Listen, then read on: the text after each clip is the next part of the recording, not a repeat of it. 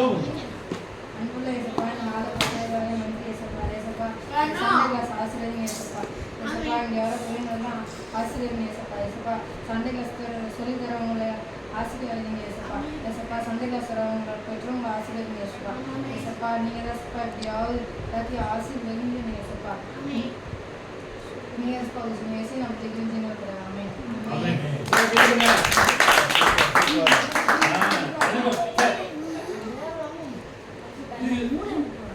ஜெபம் பண்றது வந்து ரொம்ப கஷ்டம்னு நினைக்காதீங்கப்பா, சரிங்களா?